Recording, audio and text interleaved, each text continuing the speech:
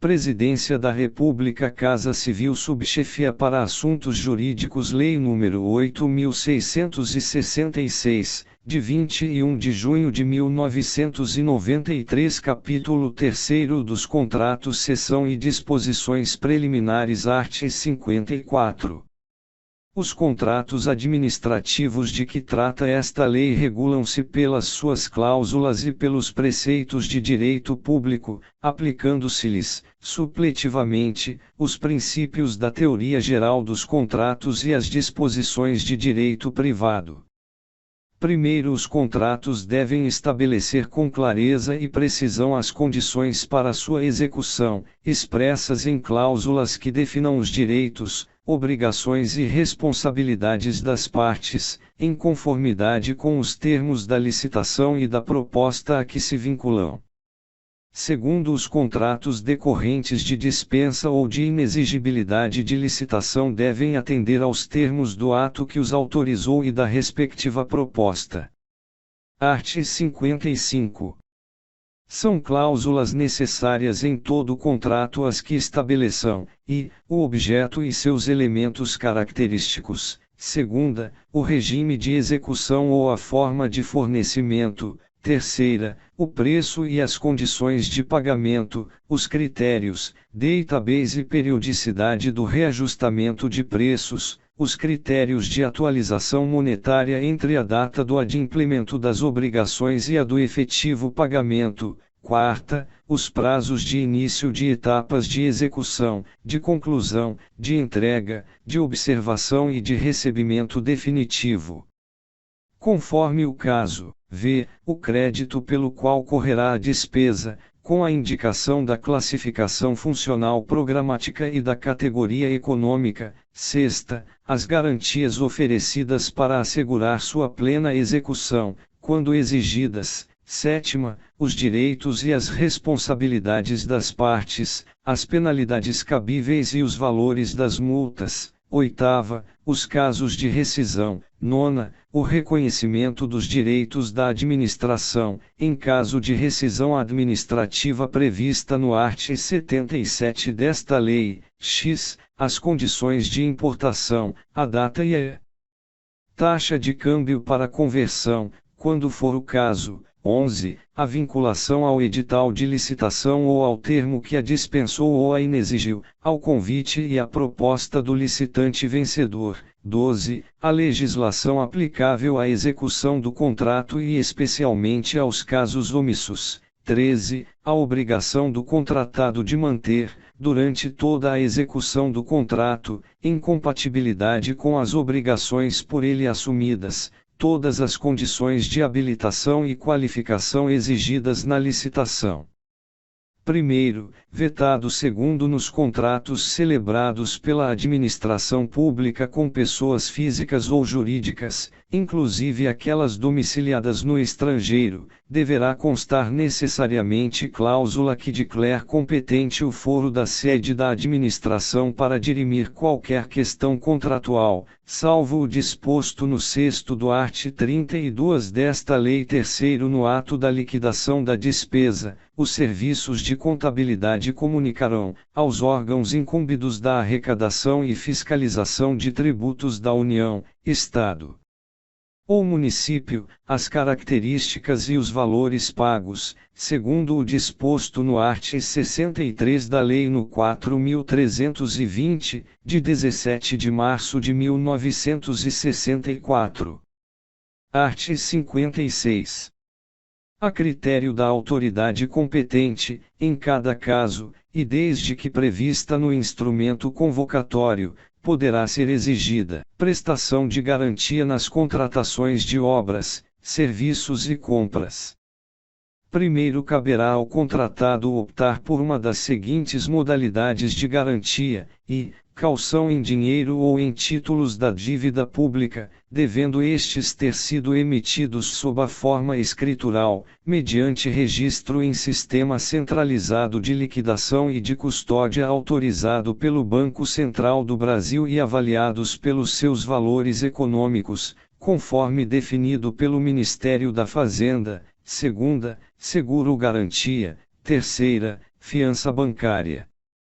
Segundo a garantia a que se refere o caput deste artigo, não excederá 5% do valor do contrato e terá seu valor atualizado nas mesmas condições daquele, ressalvado o previsto no parágrafo 3º deste artigo 3º para obras, serviços e fornecimentos de grande vulto envolvendo alta complexidade técnica e riscos financeiros consideráveis, demonstrados através de parecer tecnicamente aprovado pela autoridade competente. O limite de garantia previsto no parágrafo anterior poderá ser elevado para até 10% do valor do contrato. Quarto, a garantia prestada pelo contratado será liberada ou restituída após a execução do contrato e, quando em dinheiro, atualizada monetariamente.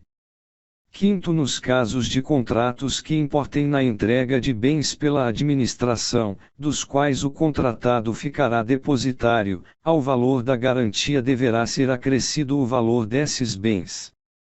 Art. 57.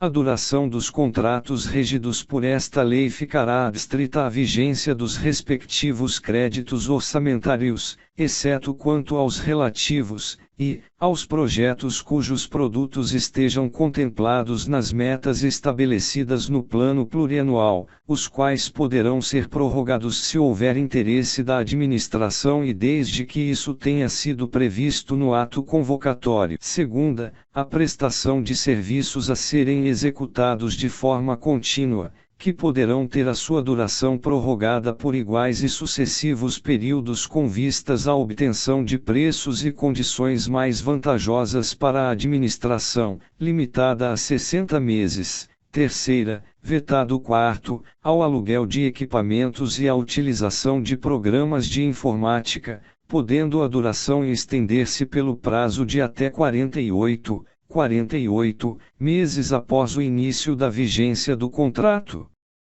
V. As hipóteses previstas nos incisos 9, 19, SVI e XXX e do art. 24, cujos contratos poderão ter vigência por até 120 meses, caso haja interesse da administração. Primeiro, os prazos de início de etapas de execução, de conclusão e de entrega admitem prorrogação, mantidas as demais cláusulas do contrato e assegurada a manutenção de seu equilíbrio econômico-financeiro, desde que ocorra algum dos seguintes motivos, devidamente autuados em processo, alteração do projeto ou especificações, pela administração. Segunda, superveniência de fato excepcional ou imprevisível, estranho à vontade das partes, que altere fundamentalmente as condições de execução do contrato. Terceira, interrupção da execução do contrato ou diminuição do ritmo de trabalho por ordem e no interesse da administração. Quarta, aumento das quantidades inicialmente previstas no contrato,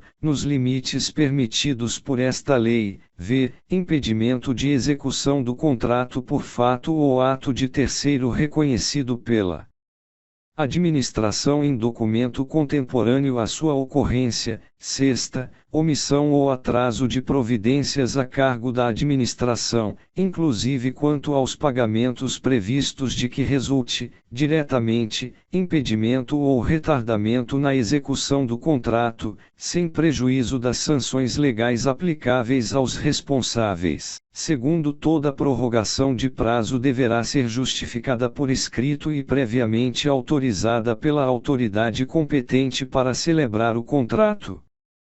Terceiro, é vedado o contrato com prazo de vigência indeterminado.